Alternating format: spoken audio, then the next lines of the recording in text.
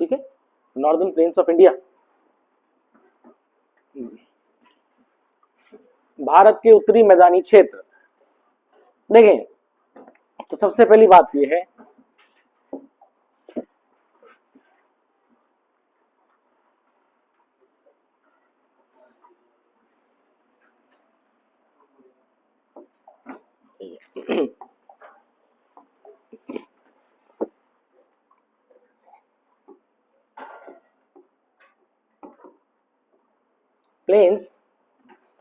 Planes basically क्या होते हैं, ये अर्थ पे कंपैरेटिवली जो लोलैंड एरिया है उसको हम बोलते हैं प्लेन्स।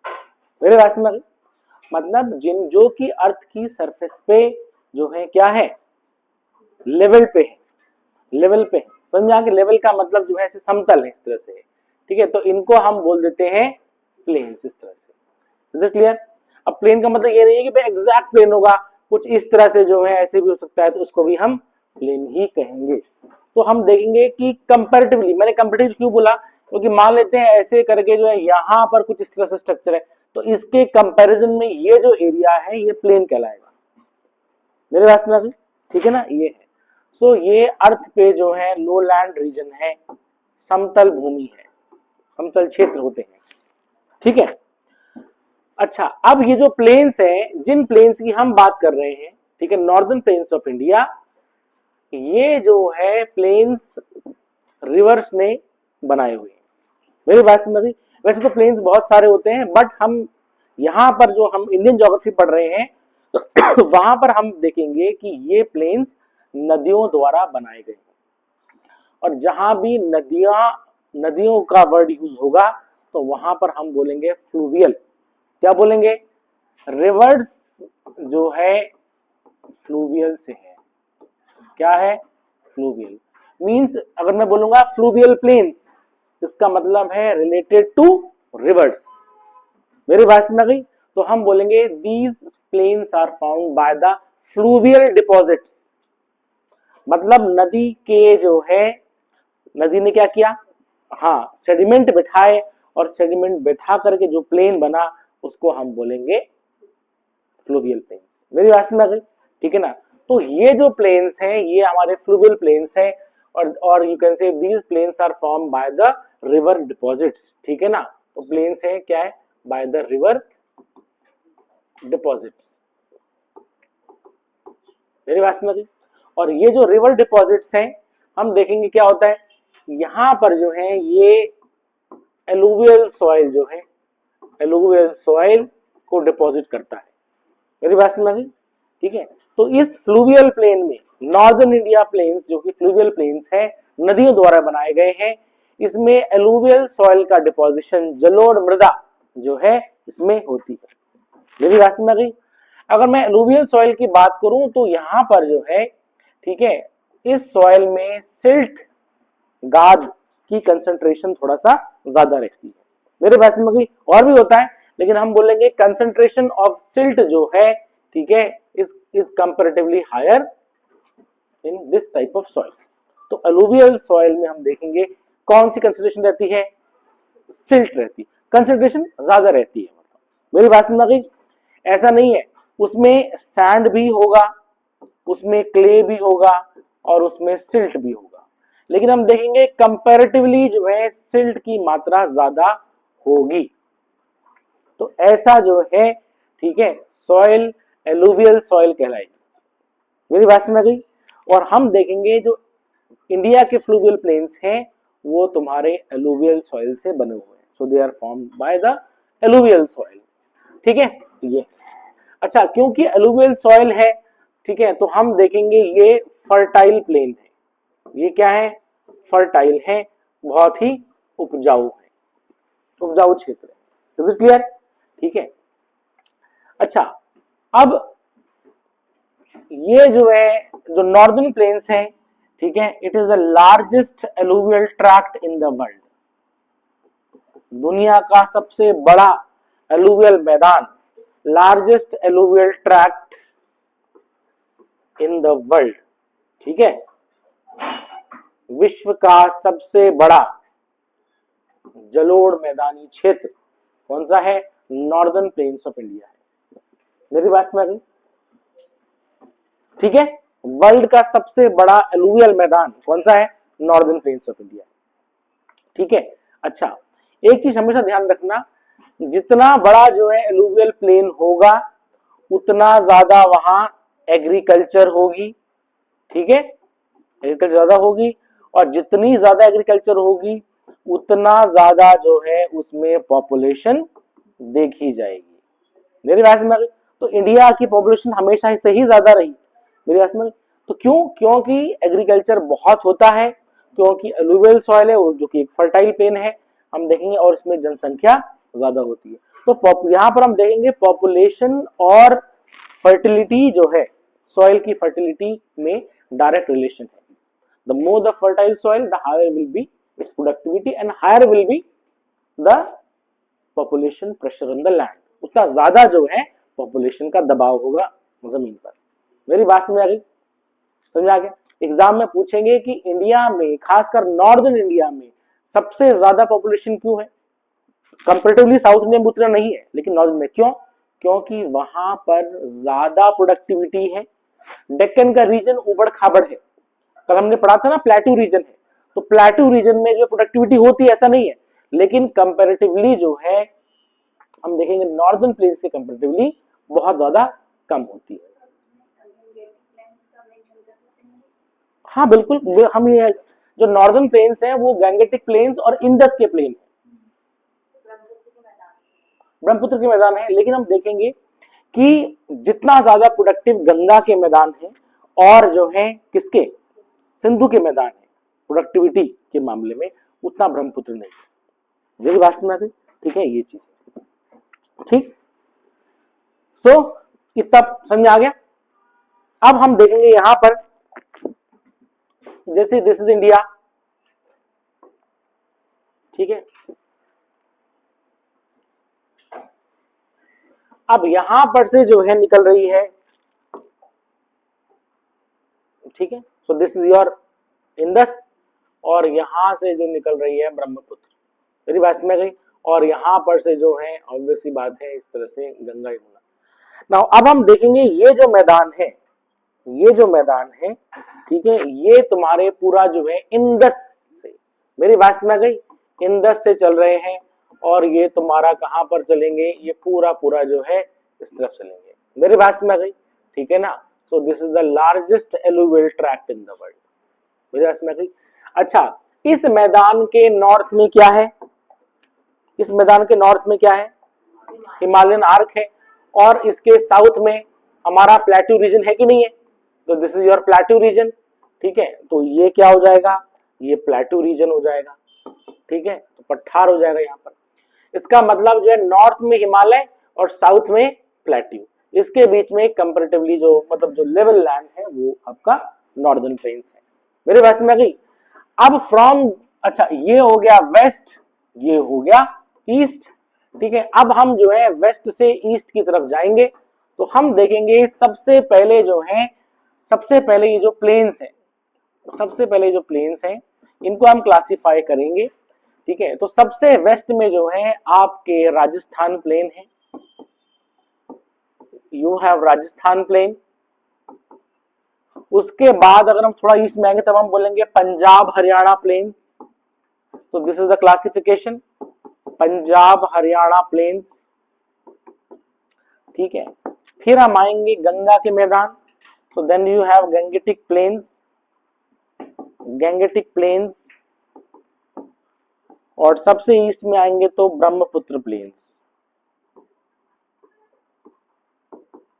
ब्रह्मपुत्र प्लेन्स। मेरी बात समझ आ गई? तो वो बोलेंगे एग्जाम में कि इसको जो है, इन प्लेन्स को वेस्ट टू ईस्ट लगाओ, तो राजस्थान, पंजाब हरियाणा, गंगेटिक और ब्रह्मपुत्र के मैदान। मेरी बात समझ आ गई? ठीक है, ये चीज है, इतना समझ में आ गया? ठीक है। दूसरी बात, जैसे ये रिवर है, ठीक है, अब रिवर जो है अपने साथ क्या होता है, ये जो है एलुवियल सॉइल लाती है। ठीक है, ठीक, और हम देखते हैं कि फिर डिपॉजिट होती है।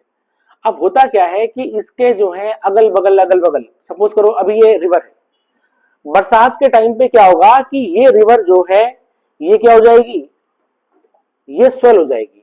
मेरी बात समझ गई, इसमें पानी ज्यादा होगा। मेरी बात समझ गई। अब जब पानी ज्यादा होगा तो क्या होगा कि ये जो है अपने आसपास वाले एरिया में क्या कर देगी, उस सॉइल को डिपॉजिट कर देगी, अलुवियल सॉइल को डिपॉजिट कर देगी। मेरी बात समझ गई। फिर क्या होगा, फिर जो है जब बरसात चली गई तो फिर ये नॉर्मल ऐसी हो जाएगी। Is it clear. लेकिन क्या होगा, इसके जो है अगल बगल जो है ये पूरा का पूरा जो है डिपोजिशन बैठ जाएगा। मेरी बात समझ गई। साल दर साल जो है मिलियंस ऑफ ईयर्स में हम देखेंगे ये पूरा पूरा एक प्लेन बन जाएगा। हाँ, यहां पर ध्यान देना, जब इंडियन प्लेट और यूरेशियन प्लेट कोलाइड की थी तो उस समय हम देखेंगे ऐसी कंडीशन थी कि जैसे मान लेते हैं कि ये जो है इस तरह से है, ठीक है, ये हिमालय है, तो यहां पर जब कोलिजन हुआ तो हम देखेंगे ये प्लेन रीजन नहीं था और हम देखेंगे यहां पर बहुत ही गहरी खाइयां थी। मतलब इज इट क्लियर। प्लेट टकरा गई, प्लेट टकराई और हमने देखा क्या, हिमालय राइज हुए। बट अगर आप उस समय जो है यहां खड़े होते तो यहां खड़े होकर के और आप आगे हिमालय देख रहे होते तो बीच में बहुत गहरी खाइयां थी।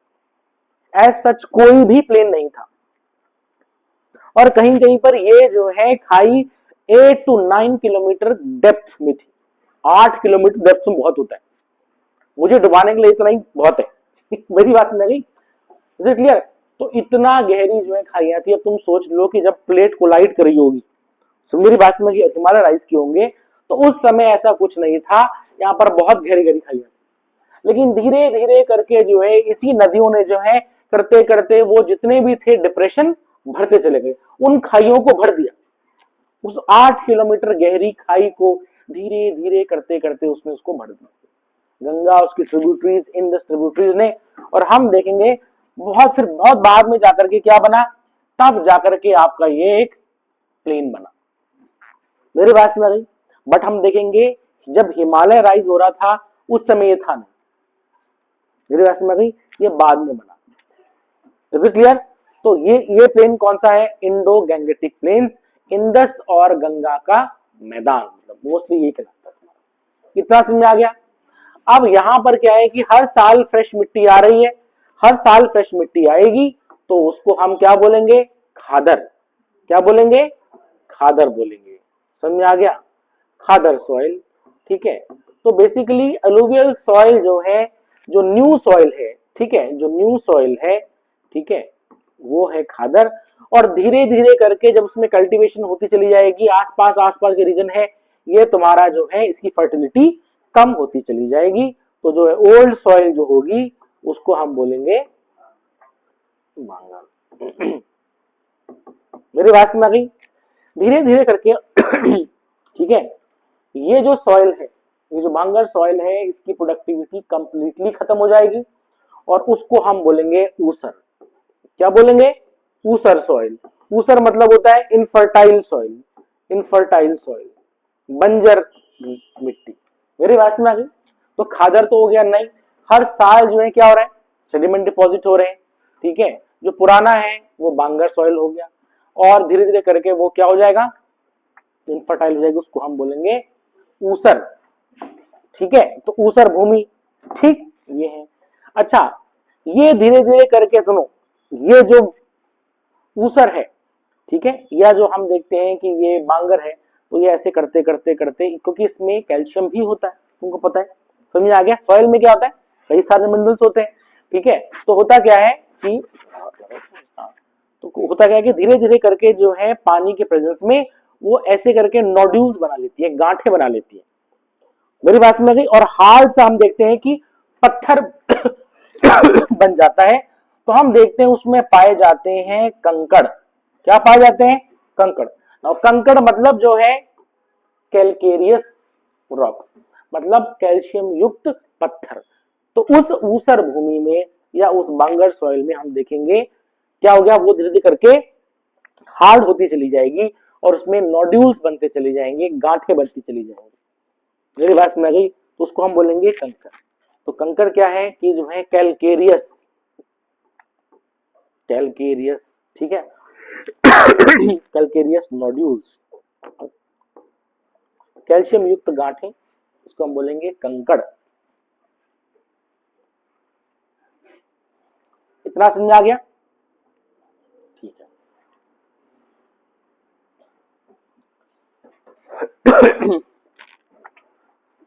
इसको नोट कर लो।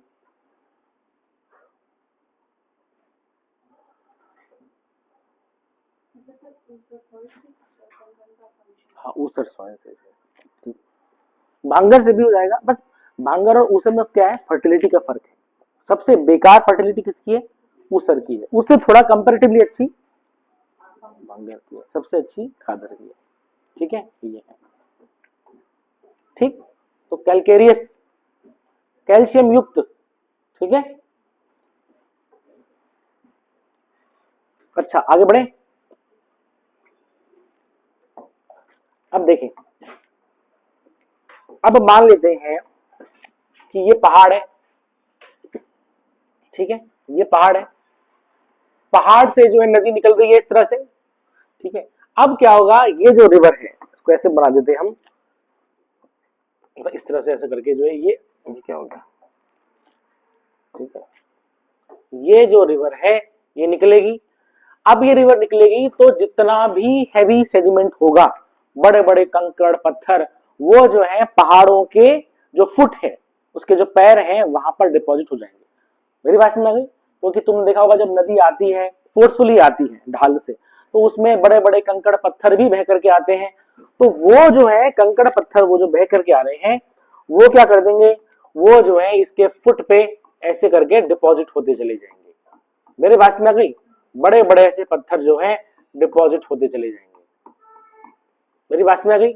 और हम देखेंगे क्या हो जाएगा, ठीक है, यहीं पर ही, ठीक है, यहीं पर इस तरह से ऐसे करके, ठीक है, इसी का क्या हो जाएगा, थोड़ा सा ये पत्थर टूटते रहेंगे और हल्की फुल्की सी सॉइल बन जाएगी यहाँ पर। मेरी बात में आ गई? लेकिन इसमें क्या होगा, इसमें सॉइल से ज्यादा क्या होंगे, पत्थर ज्यादा है। मेरी बात में आ गई? तो लेकिन धीरे धीरे सॉइल बनती रहती है। तो हम देखेंगे यहाँ पर जो है, ठीक है, ये नदी आएगी, ठीक है ना, तो ये नदी जो है सिंक हो जाएगी। क्यों? क्योंकि यहाँ पर हार्ड पत्थर है। मेरी बात में आ गई? ठीक है, तो इस चीज को जो है हम बोलते हैं भाबर। क्या बोलते हैं? भाबर। भाबर जो है is located at the foot of the mountain, foot of, अच्छा ये हिंदी वर्ड है, ठीक है, आपने ऐसे लिखना है इंग्लिश में, फुट ऑफ द माउंटेन। मेरी बात में आ गई? तो माउंटेन के फुट पर जो है भाबर, भाबर में क्या होगा, भाबर में जो है क्या देखा जाता है, बोल्डर्स, बड़े बड़े पत्थर, बोल्डर, स्टोन्स, पेबल्स, कॉबल्स,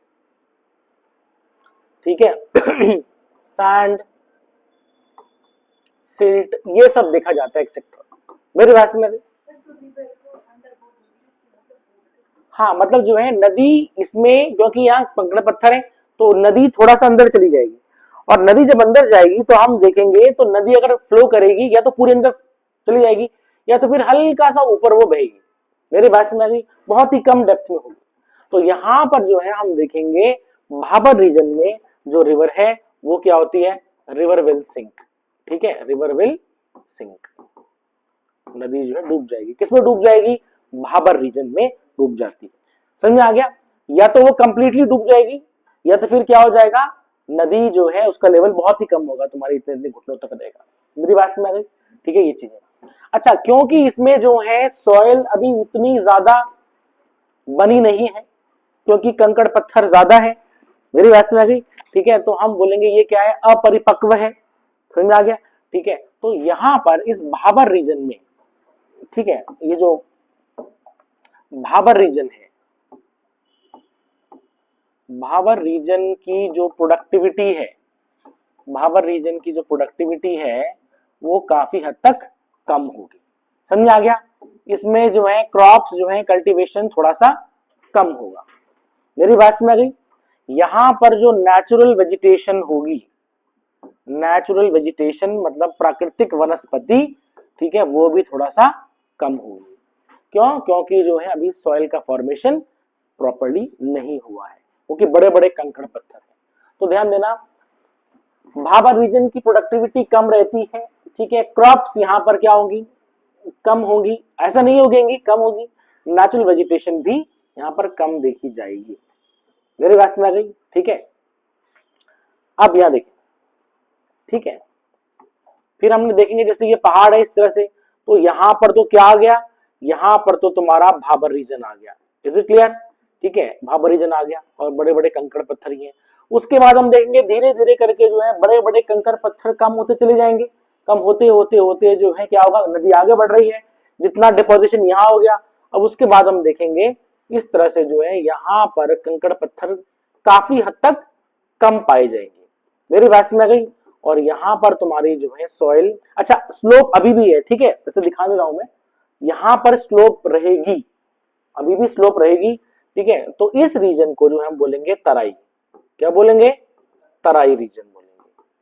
तराई रीजन इसलिए बोलेंगे जो नदी जो है सिंक हो गई थी, वो जो है यहाँ पर नदी सिंक हो गई थी, ठीक है, वो फिर दोबारा से जो है प्रॉपर्ली वो इमर्ज हो जाएगी। मेरी बात समझ आ गई? ठीक है। क्यों? क्योंकि हम देखेंगे यहाँ पर जो है ये सॉइल बन गई इम्परमिएबल। ये सॉइल कैसी बन गई? इम्परमिएबल। इम्परमिएबल, इम्परमिएबल का मतलब वो पानी को पास नहीं कर रही है, अपारगम्य, है ना, ठीक है, पानी को पास नहीं कर रही है। बाकी जो कंकड़ पत्थर थे वो तो समा गए इसमें, लेकिन यहाँ पर जो सॉइल आ गई वो बन गई इम्परमिएबल, मतलब जो है वो पानी को पास नहीं करेगी और नदी फिर से ऊपर उठ जाएगी। मेरी बात समझ आ गई? तो तराई रीजन में हम देखेंगे, अच्छा तराई रीजन में सॉइल कैसी रहेगी? सॉइल कैसी रहेगी? हाँ, तो हम बोलेंगे यहाँ की फर्टिलिटी क्या देखी जाएगी? हाँ, फर्टिलिटी हाई होगी और क्रॉप्स का प्रोडक्शन ज्यादा देखा जाएगा। और यहाँ पर नेचुरल वेजिटेशन, प्राकृतिक वनस्पति। अच्छा, नेचुरल वेजिटेशन का मतलब क्या होता है? What is natural vegetation? प्राकृतिक वनस्पति मतलब गलत, पेड़ पौधे तो जंगल ही होंगे फिर। है हाँ, नेचुरल वेजिटेशन वो होता है जो वेजिटेशन जो बिना ह्यूमन इंटरफेरेंस के खुद ब खुद उग जाती है। मेरी बात समझ आ गई? अब यहाँ पर मैं जो है गुलाब का पौधा लगा दूं, लेकिन तुम देखना है कि 2 दिन तुम पानी ना दो वो मुरझा जाएगा। लेकिन जो है जंगल है, ठीक है, वहां कोई देखरेख करता है?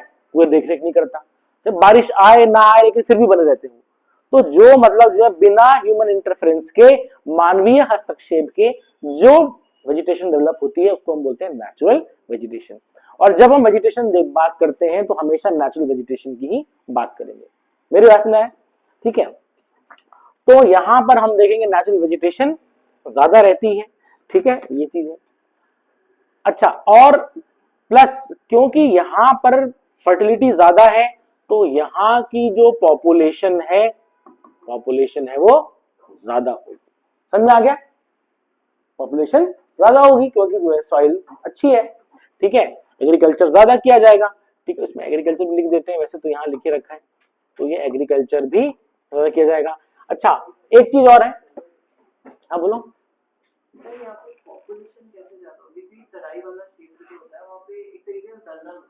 दलदल मतलब जो है, देखो दलदल अब ऐसा नहीं होगा कि पूरा दलदल होगा, हल्का सा स्वैम्पी रीजन होगा। और स्वैम्पी रीजन के लिए हम देखेंगे धान सबसे बेस्ट है। मेरी बात समझ गई? और इंडिया की तो स्टेपल क्रॉप ही धान है, चावल। तो मतलब इस रीजन में चावल बोए जाएंगे। जब चावल अच्छे खासे बोए जाएंगे तो क्या हो जाएगा? पॉपुलेशन ज्यादा होगी, क्योंकि हर इंसान था वही बोएगा। मेरी बात समझ गई? और यहाँ पर क्या होगा कि पानी जो है, मतलब मिट्टी मॉइस्ट रहती है, मिट्टी मॉइस्ट रहेगी ना, ठीक है, ऐसे में हम क्या बो सकते हैं? गन्ना बो सकते हैं, जो कि कैश क्रॉप है। मेरी बात समझ गई? तो यहाँ पर गन्ने की पैदावार ज्यादा होगी। जब गन्ना होगा तो गन्ने के सस्टेन करने के लिए शुगर मिल्स होंगी, और शुगर मिल्स होंगी तो हम देखेंगे ट्रांसपोर्टेशन सेक्टर भी होगा, नहीं होगा, गन्ने को ले जाने के लिए। तो ये चीज होता है आर्टिजन वेल्स भी होते हैं, पाताल तोड़ कुएं, समझ आ गया? Artesian well. तो यहाँ पर हम देखेंगे कि बहुत ज्यादा प्रोडक्टिविटी होती है। जैसे उत्तराखंड में हम देखेंगे तो उत्तराखंड में क्या है? उधम सिंह नगर है, समझ आ गया? इतना बहुत ज्यादा पॉपुलेशन है वहां पर, क्लियर? पहाड़ों में जनसंख्या कम रहेगी, भाबर में कम रहेगी, मेरी बात समझ आ गई? ठीक है ना? ये कुछ समझ आ गया? ठीक है, दर्द मतलब ये नहीं कि हम पैर रखेंगे सीधा नीचे वैसा नहीं है। ठीक है, मतलब कंपैरेटिवली जो है क्या होता है कि वहां पर मतलब जमीन हल्की सी दलदली होती है। Is it clear? ठीक है। ये हाँ, स्वाम्पी रीजन थोड़ा सा पाया जाएगा, लेकिन वो रीजन सबसे बेस्ट होता है गन्ने के एक फसल के लिए और चावल के लिए। कुछ समझ आ गया? ठीक है, ये चीज। अच्छा, नाउ तराई रीजन में क्योंकि पानी है, समझ में आ गया, बारिश होगी अगर तो क्या होता है, पानी इकट्ठा हो जाएगा, वाटर कोएगुलेशन होगा कि नहीं होगा, इकट्ठा हो जाएगा। तो यहां पर हम देखेंगे जितनी भी वेक्टर बॉर्न डिजीज है, मक्खी मच्छर से होने वाली बीमारियां ज्यादा देखी जाएंगी, क्योंकि ये स्वाम्पी रीजन है, बारिश हुई थोड़ा सा तो और ज्यादा पानी भर गया। तो हम यहां देखेंगे इस तराई रीजन में क्या देखा जाएगा, हम देखेंगे इसमें वेक्टर बॉर्न डिजीज ज्यादा देखी जाएगी, वेक्टर बॉर्न डिजीज। समझ आ गया? जैसे कि हम देखेंगे तुम्हारा मलेरिया, डेंगू,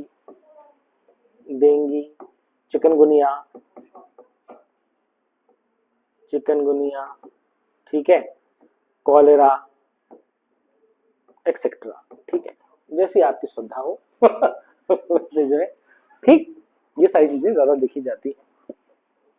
ठीक, जैसे यहाँ पर दिखाते हैं काला आजर, ठीक है, काला आजर जो है, ठीक है, तो ये जो है काला आजर इज अ डिजीज। मेरी बात समझ गई? ठीक है ना? ये है तो वो बीमारी है। तो ऐसी चीजें यहाँ पर ज्यादा देखी जाती है। मलेरिया, अच्छा, जब पानी धीरे धीरे कम होता रहता है जैसे भाबर रीजन में, तो वहां पर भी हम देखेंगे मलेरिया डेंगू होगा, लेकिन उतना नहीं होगा। क्यों? क्योंकि वहां पर पानी जनरली सिंक करता है। अच्छा, जितना ज्यादा पानी कम होगा उतना वेक्टर बॉर्न डिजीज कम होगी।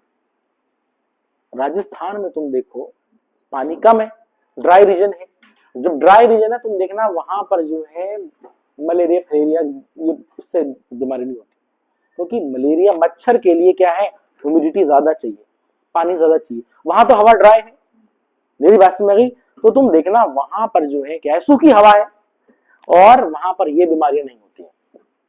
मेरी बात समझ गई? और मक्खी मच्छर, क्योंकि ध्यान देना जैसे जो है उमस पड़ेगी, अभी देखना मई जून का महीना उमस पड़ेगी तो मक्खी मच्छर ज्यादा होते हैं और आधी बीमारियां तो यही करते हैं। कभी तुमने सुना है कि मिडिल ईस्ट में सारा डेजर्ट में जो है सऊदी अरेबिया में लोग मलेरिया से मर गए, वहां पानी नहीं है तो फिर मच्छर क्या होंगे? तो वहां पर क्या होगा कि वहां पर ये सब चीजें नहीं होती है। ठीक है ना? पास में क्या बोला? हाँ, वो अलग बात है, वहां पर भूखमरी में लगे, सबका अपनी दिक्कत है। मेरी बात में ठीक है, ये चीज है। हाँ, लेकिन ऐसा नहीं है, राजस्थान में तो क्या मतलब लंबे चौड़े जो सारे डेजर्ट में, हाँ सारे डेजर्ट में हम देखेंगे, सब सहारा रीजन में देखा जाता है। तो क्लियर? बाकी देखो मिडिल ईस्ट में तो कितना सब लोग यहाँ छोड़ के वहां जा रहे हैं, वो अलग बात है, वो तो इस बार वो रखा है, वरना तो ठीक है ना, ये चीज है। Is it clear? ठीक है, तो ये चीज होती है। तो यहाँ पर जो है पहले आएगा भाबर, उसके बाद eight the foot of the mountain पे, उसके बाद आएगा तराई।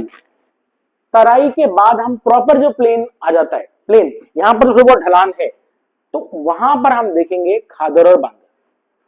मेरी बात समझ गई? खादर और बांगर में देखेंगे। ठीक है, ये पहाड़ की ढाल पर है, समझ में आ गया? Just located at the foot of the mountain you have the Bhabar region, उसके बाद तराई reason.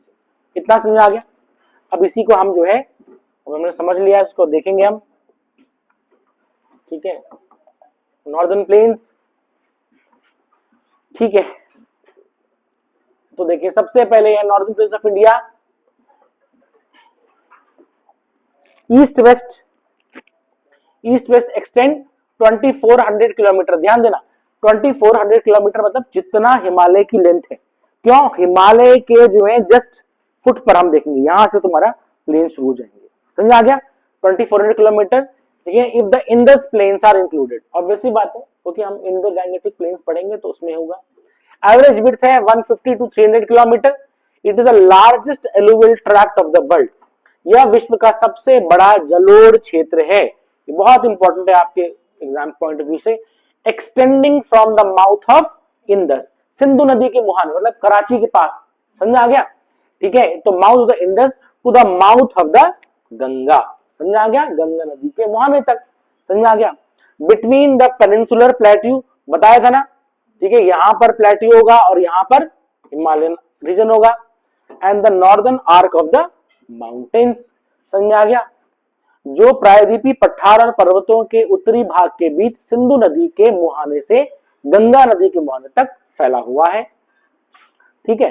Now alluvial in nature, कैसा है ये, अलुवियल का अलुवियल नेचर है, and are composed of bhangar, old alluvium, ठीक है, khadar, new alluvium in river bed, bhabar, porous gravel ridden, मतलब जो है इसमें नदी सिंक हो जाती है, पोरस का मतलब छिद्र युक्त, ठीक है ना, ये है located at the foot of the Himalayas, and Terai damp thickly forested area where bhabar streams reappears, where bhabar streams, दोबारा से क्या होती है, नदी ऊपर आ जाती है। अच्छा, इस फिनोमेना को बोलते हैं हम रिसर्जेंस, क्या बोलते हैं, रिसर्जेंस, ठीक है।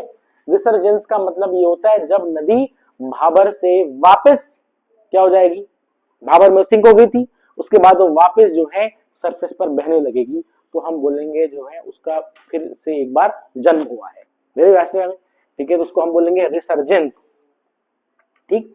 तो तुम्हारे एग्जाम में आएगा कि रिसर्जेंस कहां देखा जाता है, तराई में देखा जाता है, मेरी बात में आ गई, भाबर में नदी गायब हो जाती है, ठीक है, इतना समझ आ गया।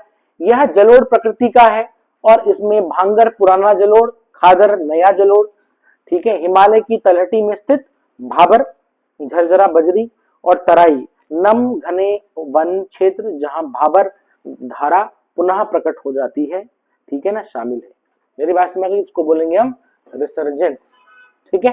ये तो रिसर्जेंस किसका देखा जाता है, नदी का देखा जाता है, समझ आ गया, ठीक है, ठीक। तो ये नॉर्दर्न प्लेन्स का एक वो था, ठीक है। नाउ नेक्स्ट सब डिविजन्स ऑफ ग्रेट प्लेन्स, ठीक है, तो सबसे पहले है यू हैव राजस्थान प्लेन, ठीक है, Rajasthan plain 650 kilometre long, average width है 250 to 300 किलोमीटर, थार और ग्रेट इंडियन डेजर्ट, हाँ अब ये बताते हैं, ठीक है, तुम्हें सुने,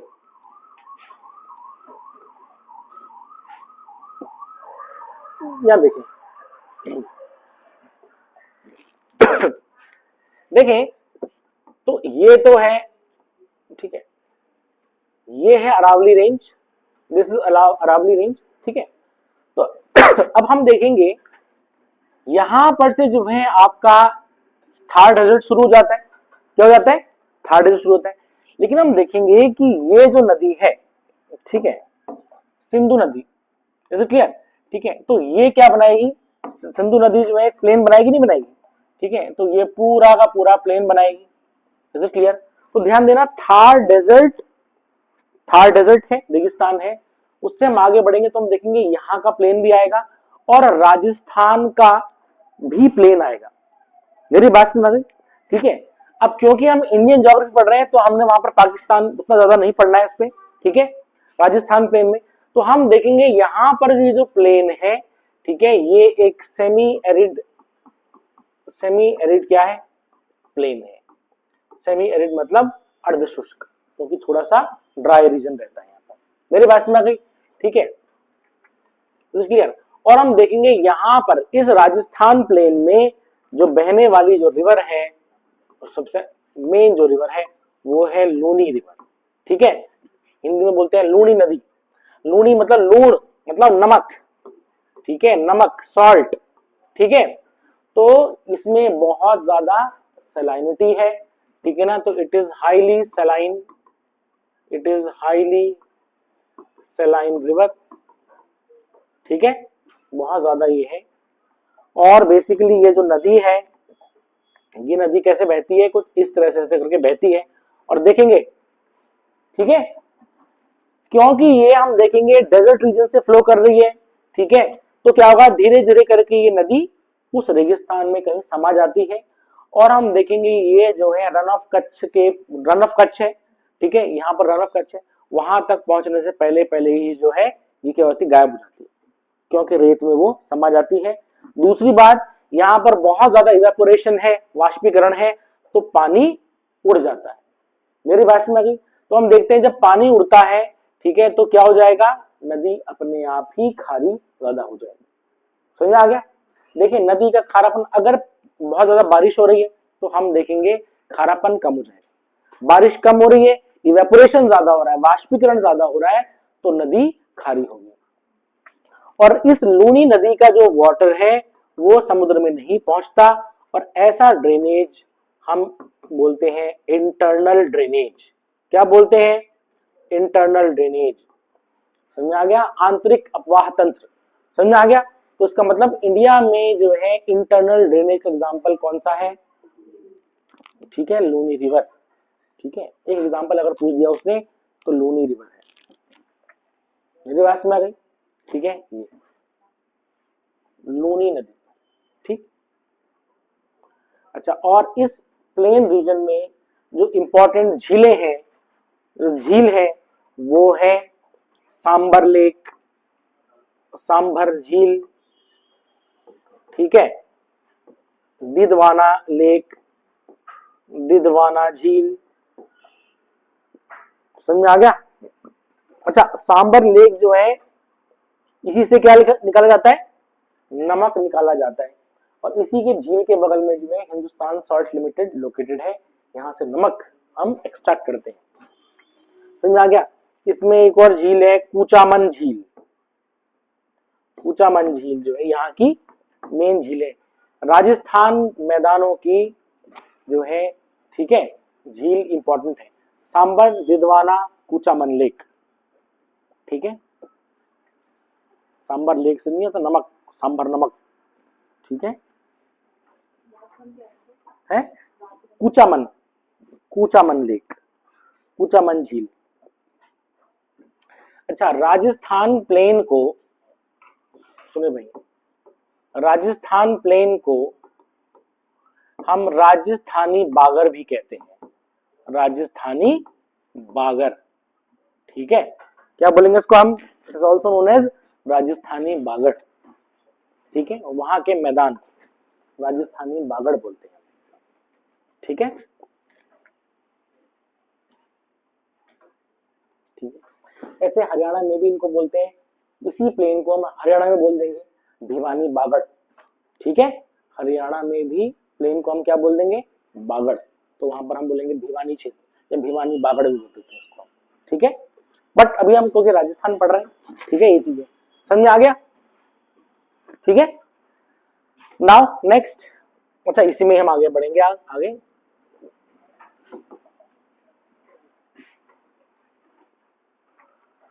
हाँ, तो भाई इसमें हम पढ़ेंगे थार और great Indian desert is the western most region of the great Indian plains. मेरी बात समझ गई, ठीक है, वेस्टर्न मोस्ट रीजन है इन द वेस्टर्न राजस्थान, ठीक है ना। It is a semi arid plain, कैसा प्लेन है, सेमी एरिड है, lying to the east of Thar desert, Thar desert के ईस्ट की तरफ। It is known as Rajasthani Bagar या राजस्थान बागड़ बोल देते हैं। ठीक है, the Luni is the only south west flowing river of this reason.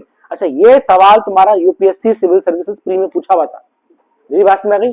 Consider the following statement regarding the Luni river, Luni नदी से संबंधित कथनों पर विचार कीजिए। समझ में आ गया। तो पहला ऑप्शन था कि ये इंटरनल ड्रेनेज है, तो बोलोगे हाँ इंटरनल ड्रेनेज है। समझ में आ गया। राजस्थान प्लेन्स में जो फ्लो करता है एक सेमी एरिड प्लेन है, इस तरह से सवाल था यूपीएससी का, डिट्टो बिल्कुल यही सवाल था, तो ये बहुत इंपॉर्टेंट है। मेरी बात समझ आ गई। और इसकी डायरेक्शन क्या है, साउथ वेस्ट से फ्लो करता है तुम्हारा। मेरी बात समझ आ गई। और है गुहार मोती, क्या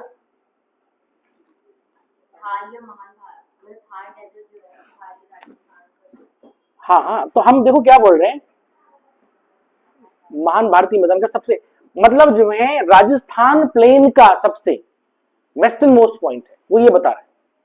मेरी बात में वो वाला पॉइंट नहीं बोल रहे हैं, समझ आ गया, राजस्थान के मैदान का बोल रहे हैं, समझ आया। ठीक है, now the Sambhar lake, largest, the Kuchaman and the Didwana lake are important lake situated to the north of Luni basin. समझ में आ गया। ठीक है, सांबर सबसे बड़ी झील, कुचामन और दिदवाना लूनी बेसिन के उत्तर में स्थित महत्वपूर्ण झीलें। मेरे बात समझ आ गई। ठीक है, बेसिन का मतलब बेसिन का मतलब जहां पर नदी, जहां से नदी फ्लो करती है, समझ में आ गया। जैसे मान लेते हैं रिवर इस तरह से फ्लो कर रही है, ठीक है, ऐसे फ्लो कर रही है। अच्छा, और मान लेते हैं ये उसकी ट्रिब्यूटरीज है, सहायक नदियां इस तरह से, ठीक है। तो अब हम क्या बोलेंगे, हम बोलेंगे ये जो रीजन है ये है बेसिन, बेसन नहीं, समझ आ गया, क्या बोलेंगे, बेसिन। या इसको हम कैचमेंट एरिया भी बोल देते हैं। क्या बोल देते हैं, कैचमेंट एरिया। समझ में आ रहा है, जहां पर नदी, जैसे सपोज ये नदी है, नदी फ्लो कर रही है, उसकी ट्रिब्यूटरीज है, तो जो जो रीजन, जिस रीजन से जो है ये नदी ट्रिब्यूटरीज को कैच कर रही है, समझ, ये ट्रिब्यूटरी ना भी हो तो जहां पर ये फ्लो कर रही है, तो हम बोलेंगे ये पूरा रीजन कहलाएगा बेसिन। क्या कहलाएगा, बेसिन। और कैचमेंट एरिया क्या कहलाएगा, कैचमेंट एरिया। मेरी बात समझ आ गई।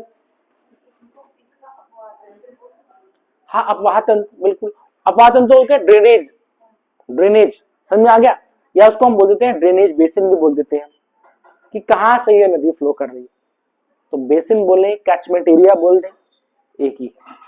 कुछ समझ आ रहा है, नहीं समझ आ रहा, ठीक है, तुम खो जा रही हो एकदम जो है, ठीक है, खोना नहीं है यहाँ पर है, ठीक है। Is it clear.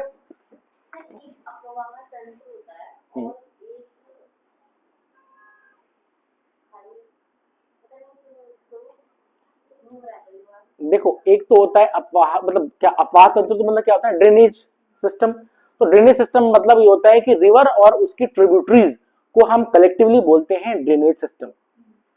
समझ में आ गया, इसी ड्रेनेज सिस्टम में। अब ये जिस एरिया पे फ्लो कर रही है, क्षेत्र पे, तो उसको हम बोलेंगे बेसिन या कैचमेंट एरिया। कैच, वो ट्रिब्यूट, अपनी ट्रिब्यूटरीज को कैच कर रही है, उसको बोलते हैं कैचमेंट एरिया। मेरी बात समझ में, ये चीज है।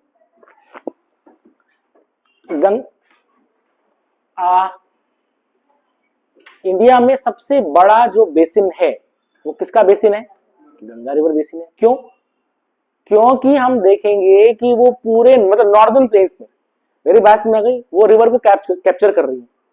मेरी बात को समझ आ रही, मतलब वो प्लाटू से भी कैप्चर कर रही है, मालवा, बुंदेलखंड, बागेलखंड से भी कैप्चर कर रही है, गंगा को भी कैप्चर कर रही है, और वहां नेपाल की तरफ से जो आ रहा है उसको भी कैप्चर कर रही है।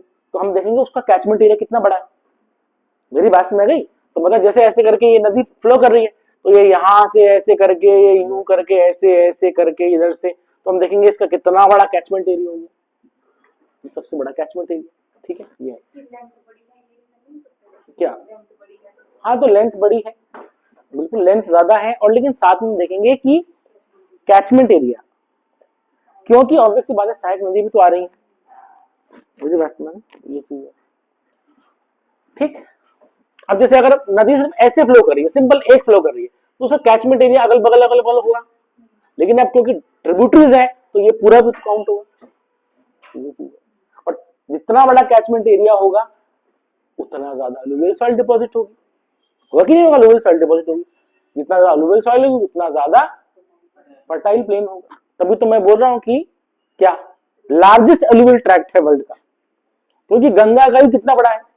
फिर हम देखेंगे सिंधु नदी और उसकी ट्रिब्यूटरीज, इसके बाद हम आएंगे पंजाब और हरियाणा प्लेन्स भी आएंगे, मेरी बात समझ गई, ठीक है। फिर हम देखेंगे ब्रह्मपुत्र भी, ठीक है। ये चीज इतना समझ में आ गया, राजस्थान प्लेन्स, ठीक है, राजस्थान बागड़ लिखने को आएगा, ठीक है, ये चीज। Now next, Punjab Haryana plain, ठीक है, हम लिखेंगे क्या, पंजाब हरियाणा प्लेन। तो ठीक है, extend 640 kilometre from the north west, ठीक है, to south east and 300 kilometre in the east west direction. It extends from Punjab in the west to Yamuna river Haryana पे। मेरी बात समझ गई, ठीक है ना। वेस्ट में पंजाब से लेकर के यमुना रिवर, लेकिन यमुना रिवर कौन सी, उत्तराखंड वाली नहीं, हरियाणा की यमुना रिवर तक का जो एरिया है वो पूरा का पूरा पंजाब प्लेन कहलाता है? क्यों, यहां से यमुना कहां जा रही है, तो गंगा में तो कहां कब मिलेगी, प्रयागराज में मिलेगी, तुम्हारे प्रयागराज में मिलेगी, समझ आ गया। लेकिन जो है यहां से निकल करके कहां जाएगी, हरियाणा। हरियाणा में जगह नहीं है, यमुना नगर, तो यमुना नगर मतलब यमुना के किनारे बसा हुआ। मेरी बात समझ आ गई, ठीक है। अच्छा, it is a land of 5 reverse, ठीक है। तो देखें ये क्या है, पंजाब, ठीक है, पंज प्लस आब, तो पंज मतलब होता है 5, आप मतलब होता है नदियां। बताओ, आप मतलब जो है दुआब नहीं, आप मतलब होता है अरबी में नदियां, ठीक है, रिवर्स, ठीक है। जैसे अब तुमने बोला दुआब, दो मतलब 2, आप मतलब नदी, तो लैंड ऑफ 2 रिवर्स, ठीक है। उसी प्रकार से जो है Punjab the land of 5 reverse, ठीक है ना। तो ये बेसिकली क्या है, द लैंड ऑफ 5 रिवर्स। और वो जो 5 नदियां हैं वो क्या है, अपने अपने दुआब बना रही। मेरी बात समझ आ गई, अपने अपने वो करके वो दुआब बनाती है, ठीक है। ये है, they are compose by bets. अब ध्यान देना, ये बेट क्या है, खादर के मैदानों को, खादर बताया था ना, खादर, खादर के मैदानों को पंजाब हरियाणा में बेट कहा जाता है। मेरी बात समझ आ गई, ठीक है। एंड धाया, ये देखो ये लोकल वर्ड है, हेवीली गलीड ब्लफ्स। ब्लफ्स का मतलब नदी मुड़ती है, तो नदी मुड़ती है तो अपने किनारे को इरोड करेगी। मेरी बात समझ, इरोजन करेगी, ठीक है। और क्या होगा, उस तरह से वो कुछ जो है ऐसे करके, कुछ ऐसे ऐसे करके वो गली टाइप की बना देगी। जैसे मतलब ये नदी आ रही ना, तो ऐसे में वो किनारों को तोड़ेगी और ऐसे में जो है वो बनाएगी ब्लफ्स। उन ब्लफ्स को हम बोलेंगे क्या, धाया। तो इस क्षेत्र में क्या है, पहली बात बेट है और धाया है, समझ आ गया, ठीक है। धाया मतलब क्या हुआ, देखो धाया मतलब हेवीली गलीड ब्लफ्स। गलीड मतलब क्या होता है, जैसे मैंने तुम्हें बताया था कि एक तो हो गई घाटी, क्या हो गई, घाटी हो गई, ठीक है।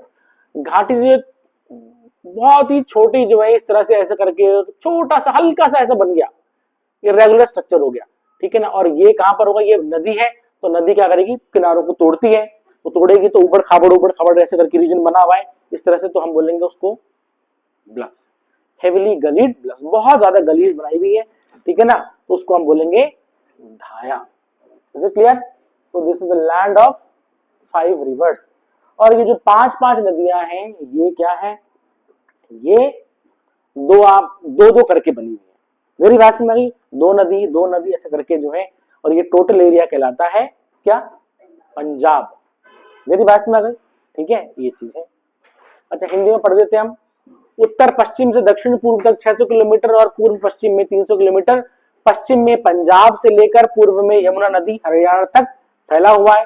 5 नदियों की भूमि मुख्य रूप से 2 नदियों के बीच स्थित दुआब से बनी है, ठीक है। इसमें बेट्स, खादर के मैदान और धाया, गहरी खाइयों वाली चट्टानें शामिल हैं। पक्का। तो ये है आपका पंजाब हरियाणा के मैदान, इतना समझ आ रहा है, ठीक है। ये नेक्स्ट गंगा प्लेन्स, ठीक है। गंगा प्लेन्स तो तुम्हें पता ही है, तुम लोग वैसे विद्वान लोग हो, ठीक है।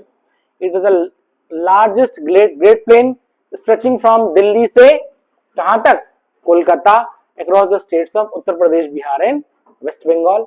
और उसकी गंगा और उसकी ट्रिब्यूटरीज लाइक यमुना, घाघरा, गोमती, कोसी, सोन, इसने क्या किया हुआ है, लाखों सालों में अपना सेडिमेंट डिपॉजिट किया है और क्या बनाया हुआ है, इसको एक मैदान बनाया हुआ है, एक्सटेंसिव, बहुत बड़े लेवल पे एक फर्टाइल प्लेन बनाया हुआ है, ठीक है ना। They comprises Ganga Yamuna doab in the west to the east of this doab. अब यहां देखो,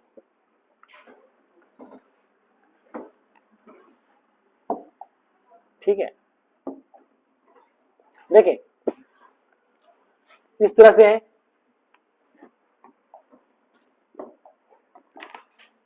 तो हम देखेंगे पहले ये जो गंगा के मैदान है, पहले पड़ गया रोहिलखंड प्लेन्स। क्या पड़ गया, रोहिलखंड मैदान। रोहिलखंड कहां पड़ा, रोहिलखंड उत्तर प्रदेश में, बरेली, पीलीभीत, पूरा जितना रीजन जो वैदिक एरा में कभी पांचाल कहलाता था, कुरु पांचाल का रीजन, समझ आ गया, वो पड़ गया रोहिलखंड। रोहिलखंड नाम क्यों पड़ा इसका वैसे, क्योंकि यहां पर जो है, ठीक है, रोहिला पठान आके बस गए थे। मेरी बात समझ गई? मुगल अंपायर के डिसइंटीग्रेशन के बाद यहाँ पर रोहिला बस गए थे, ठीक है ना, तो रोहिला, ठीक है। ये तो रोहिलखंड जो है मैदान है, उसके बाद धीरे धीरे करके ये आगे बढ़ेगा, ठीक है, और ये जो है अवध के मैदानों से मिल जाएगा। मेरी बात समझ गई? अवध, मेरी बात समझ गई? तो रोहिलखंड के मैदान gradually merges with the Awadh plains, समझ आ गया? और अवध प्लेन्स के बाद हम देखेंगे, ठीक है, फिर बिहार प्लेन्स आ जाएगा। मेरी बात समझ आ गई? बट हम जनरली उसको उसी का एक्सटेंशन मानते हैं, किसका? अवध प्लेन्स का ही एक्सटेंशन मानते हैं, पक्का? तो ये चीजें तुम्हारा जो है ये हो जाता है, ठीक है। सो ठीक है, they comprises of Ganga Yamuna Doab in the west, to the east of the Doab are the Rohilkhand plains which merges with the Awadh plains in the east। समझ आ गया? ईस्ट में अवध के मैदान से वो मिल जाता है। कुछ समझ आ रहा है? ठीक है, ये ठीक। तो तुम अगर यूपी के हो तो यूपी का पेपर दोगे तो वहां पर यूपी स्पेशल के मेंस के 2 पेपर आते हैं। मेरी बात समझ गई? ठीक है, और प्री में भी अच्छा खासा आता है। तो तुम्हें पता होना चाहिए कि रोहिलखंड कहाँ है, बाघेलखंड कहाँ है, बुंदेलखंड कहाँ है, ये सवाल आते हैं ना, ठीक है, रीजन्स। तो ये चीजें, ठीक है। गंगा के मैदान, अब हम देखेंगे ब्रह्मपुत्र प्लेन्स, ठीक है। तो सुने, अब ब्रह्मपुत्र प्लेन्स में देखें, ठीक है। ब्रह्मपुत्र प्लेन्स में देखिए, सपोज ये इंडिया है, ये आ रहे हैं हिमालयाज, ठीक है, और यहां पर हमने देखा था पूर्वांचल रेंजेस आ रही थी, पूर्वांचल आ रहे थे यहां से। So these are your Purvanchal, Purvanchal, और यहां पर आ रहा था प्लेट्यू, मेघालय प्लेट्यू, क्या आ रहा था? मेघालय प्लेट्यू आ रहा था, ठीक है।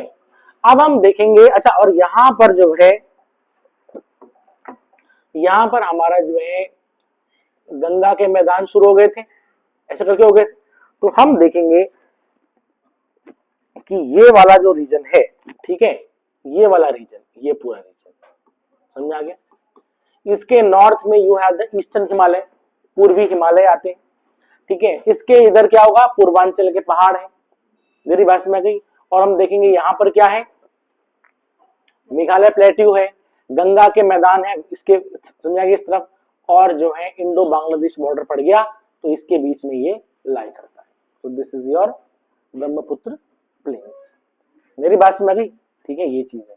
तो पूर्वांचल ने इसको बाउंड किया है, ठीक है, पूर्वांचल, साउथ, इसके जनरली इसको हम ऐसे मानते हैं, वेस्ट में मानते हैं इसके, इस तरफ को, कि यहाँ पर धीरे धीरे करके इंडो बांग्लादेश बॉर्डर आ जाएगा, ठीक है। तो ये जो है इस तरह से बाउंडेड है, ठीक। तो पूर्वांचल, इसको हम बोलेंगे eastern Himalaya, eastern Himalaya, eastern Himalaya, ठीक है, ईस्टर्न हिमालय, ठीक। अच्छा, एक चीज मैं तुम्हें बता देता हूं, मैंने तुम्हें बताई कि नहीं बताई, ठीक है। देखें, हिमालय, हिमालयाज जो है 3 पार्ट में डिवाइड है, वो नहीं, ठीक है। वेस्टर्न हिमालय, पश्चिमी हिमालय, सेंट्रल हिमालय और ईस्टर्न हिमालय, ईस्टर्न हिमालय। मेरी बात समझ आ गई? ठीक है, ये चीज देखिए, जब हम बात करें सेंट्रल हिमालय की, तो सेंट्रल में मतलब नेपाल, नेपाल क्योंकि बीच में पड़ा, तो हम बोलेंगे सेंट्रल हिमालय। नेपाल के बाद जितना भी हिमालय है, मेरी बात समझ आ गई, उसको हम बोलेंगे ईस्टर्न हिमालय। और नेपाल से इस तरफ, ठीक है, उत्तराखंड, हिमाचल प्रदेश, जम्मू कश्मीर, ये पूरा जो है वेस्टर्न हिमालय है, पक्का। तो जब मैं बात करता हूं ईस्टर्न हिमालय की, तो इसका मतलब यहां पर ये जो है नॉर्थ ईस्ट के जो हिमालय है। नेपाल के बाद जो है, समझ आ गया, ठीक है। नेपाल के बाद क्या आएगा?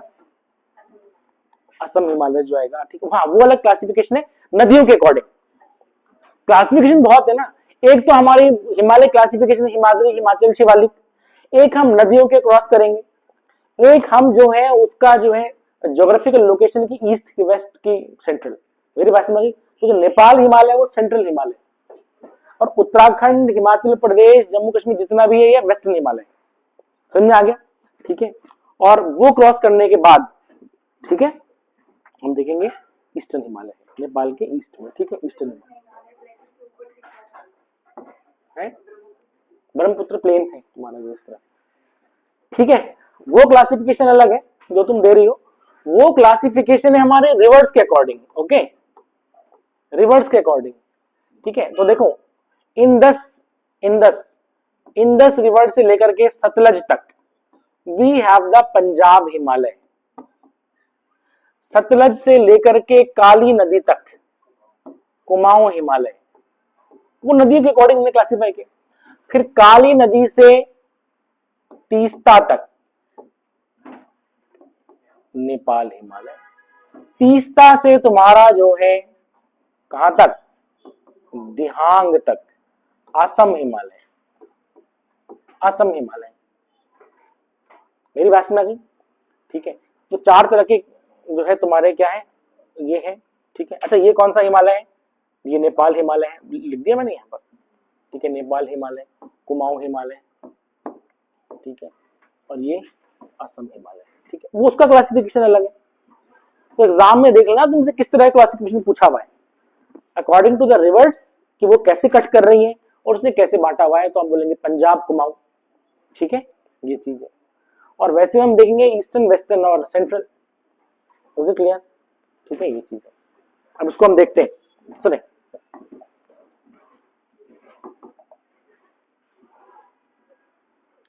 Brahmaputra plains, the low level plains formed by the Brahmaputra river system is situated between the, ध्यान देना, eastern Himalay, ठीक है, in the north, Patkai Bum and Naga hills in the east. समझ में आ गया? पतका, ये क्या है, पूर्वांचल के पहाड़ है। Garo, Khasi, Jaintia and Mikir hills and lower Ganga plain and Indo Bangladesh border in the west. समझ में आ गया? ठीक है, ये चीज है।